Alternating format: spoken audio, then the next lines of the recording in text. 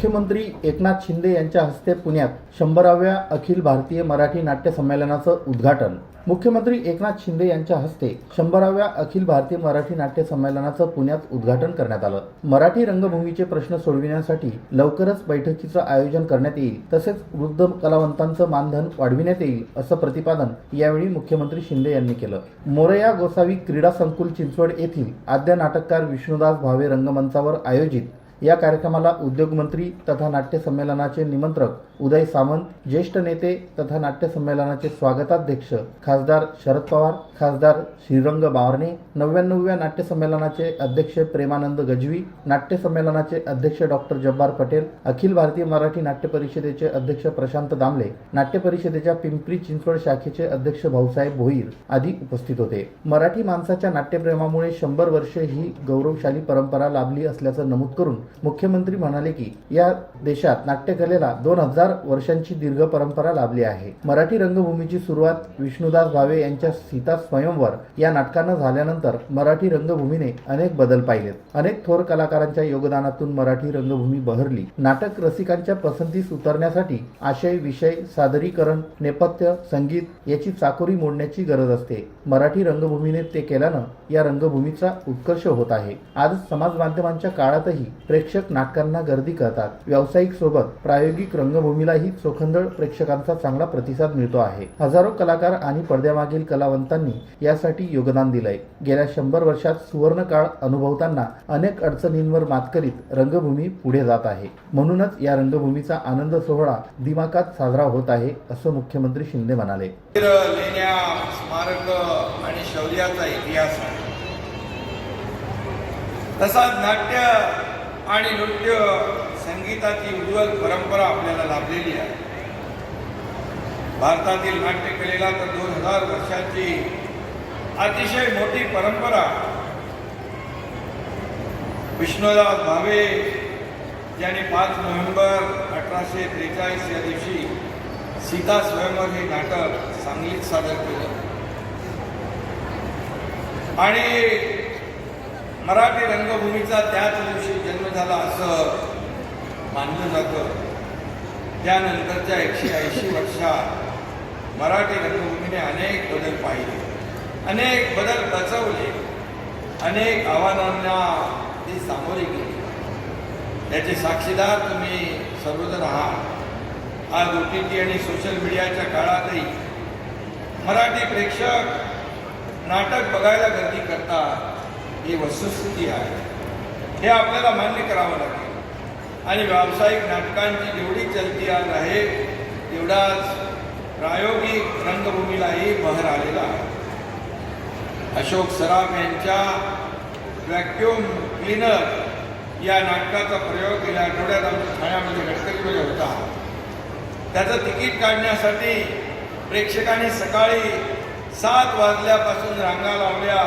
त्याचे फोटो देखील मी पाहिलेले आहेत। यावेळी अभिनेते प्रशांत दामले म्हणाले की कलाकारांसाठी नाट्य संमेलन ही दिवाळी आहे। प्रत्येक कलाकार कुठे ना कुठे काम करीत असतो, परंतु नाट्य संमेलनाच्या माध्यमातून एकमेकांना जाणून घेता येते किंवा भेटता येते। नवीन विचार निर्माण करण्यासाठी ही एक हक्काची जागा आहे। 22 ठिकाणी नाट्य जागर घेण्यात येत आहे। कोरोना काळानंतर मुंबईतील 3 नाट्यगृहांचं भाडं कमी करून देण्याची मागणी मुख्यमंत्र्यांकडे केली होती। त्यानुसार त्यांनी तातडीनं काम केलं। त्यानंतर राज्यभरात नाट्यगृहांचं भाडं कमी करून घेतलं। नाट्यगृहाचं भाडं सर्व ठिकाणी 2,500 ते 3,000 असतं, परंतु पिंपरीतील रामकृष्ण नाट्यगृहाचं भाडं हे 14,000 रुपये आहे। ते मुख्यमंत्र्यांनी कमी करावं, असंही प्रशांत दामले यांनी नमूद केलं की या आमच्या कारकिर्दीमध्ये महाराष्ट्राच्या तळागाळातल्या खेडेगावापर्यंत परिषद पोचायला पाहिजे, मग भारत आणि मग देश असा तो टप्पा असायला पाहिजे।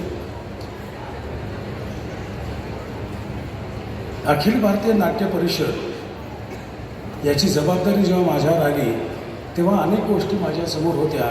म्हणजे अध्यक्ष नसताना सुद्धा मी आमच्या मंत्री महोदयांना खूप वेळा भेटून खूप वेळा त्रास दिला आणि खूप आमच्या ज्या समस्या आहेत त्या त्यांच्याकडे मांडल्या। आता मी त्या समस्या परत मांडत बसत नाही, पण मला असं वाटतं की मराठी नाट्य परिषदेने 3 स्तरावर काम करायला पाहिजे। एक म्हणजे शासनाने आपल्याला जो निधी दिलेला आहे तो योग्य पद्धतीने वापरायला हवा, त्याचा अपव्यय होऊ नये याची काळजी घेण्यासाठी मला त्यांनी इथे बसवलेलं आहे. इन्फ्रास्ट्रक्चर आणि त्याचं मेंटेनन्स हे शासनानं पुरवणं गरजेचं आहे. त्या इन्फ्रास्ट्रक्चरमध्ये उत्तम पद्धतीने कलाकृती सादर करणं हे आम्हा कलाकारांचं, निर्मात्यांचं काम आहे. नुसताच निधी घेतला आणि आम्हाला पाहिजे तसं काम करू, तसं चालणार नाही आणि चालूही शकत नाही. जे नाटक चिंचवडच्या पावनभूमीत नाट्य संमेलन होत असल्याबद्दल आनंद व्यक्त करून ज्येष्ठ नेते खासदार शरद पवार म्हणाले की सर्व कलांचा संगम असलेली रंगभूमी सर्वाधिक परिणामकारक माध्यम आहे. नाट्याचा मुख्य उद्देश मनोरंजन असल्याचं भरत मुनी यांनी म्हटलं आहे. मात्र नाटकाच्या माध्यमातून प्रबोधन आणि ज्ञानदानाचं कार्य उत्तम रीतीने होतं. रंगभूमीच्या माध्यमातून अनेक वर्ष लोकप्रबोधनाचं कार्य होत आहे. मराठी नाट्यसृष्टीद्वारे नवे विषय मांडले जात आहेत. नाट्यरसिकांना नाटकांकडे आकर्षित करणारी नाटके रंगभूमीवर यावीत अशी अपेक्षा त्यांनी व्यक्त केली. नाट्यसंमेलनाच्या निमित्तानं राज्याच्या विविध भागात कार्यक्रमांचं आयोजन होणार असल्यानं नाट्यरसिकांसाठी ही मोठी पर्वणी असेल असेही पवार म्हणाले. उद्योगमंत्री सावंत म्हणाले की पिंपरी चिंचवड येथे नाट्यसंमेलनाचा निर्णय एकमताने घेण्यात आला. या नाट्यसंमेलनानंतर कलाकार आणि पडद्यामागील कलावंतांचे प्रश्न सोडविण्यासाठी बैठकीचं आयोजन व्हावं आणि कलाकारांच्या वृद्धाश्रमासाठी शासनाने निधी द्यावा अशी अपेक्षा सामंत यांनी व्यक्त केली. शासनातर्फे नाट्यसंमेलनासाठी प्राप्त निधीचा उपयोग कलाकार आणि पडद्यामागील कलावंतांना मानधन आणि आरोग्य विमा काढण्यासाठी करण्यात येईल असंही सामंत यांनी नमूद केलं. नाट्यसंमेलनाध्यक्ष जब्बार पटेल म्हणाले की मराठी रंगभूमी ही प्रगल्भ आणि विविधतेने नटलेली आहे. नाट्य प्रशिक्षणाच्या माध्यमातून रंगभूमीचा अधिक विकास होईल. देश पातळीवरील उत्तम कलाकारांच्या माध्यमातून विद्यापीठातून नाट्यकलेचं प्रशिक्षण आणि संशोधन व्हावं अशी अपेक्षा त्यांनी व्यक्त केली. 14 जून 2023 रोजी गोविंद बल्ला देवल स्मृती निधी दिमाखात सुरू झालेलं संकुल गेले काही महिने नाटकातील कलाकारांच्या आणि रसिकांच्या गर्दीत फुलून आलेलं आहे. याचा आम्हाला सविनय अभिमान आहे. त्यानंतर लगेच जबाबदारी होती ती या 100व्या नाट्य संमेलनाची. हे एक प्रकारचं शिवधनुष्य आहे, ते आपण सर्व जाणताच. 100वं संमेलन अविस्मरणीय व्हायला हवं या दृष्टीने आखणी करायची होती. आजच्या या मुख्य संमेलनापूर्वी दिनांक 27 डिसेंबर 2023 रोजी 99व्या संमेलनाचे अध्यक्ष माननीय प्रेमानंद गजवी आणि आमचे काही सदस्य खास तंजावर येथे जाऊन आले. तंजावर येथील शहाराजराजे भोसले यांनी 1690 साली मराठी नाटक लिहिल्याची नोंद सापडते.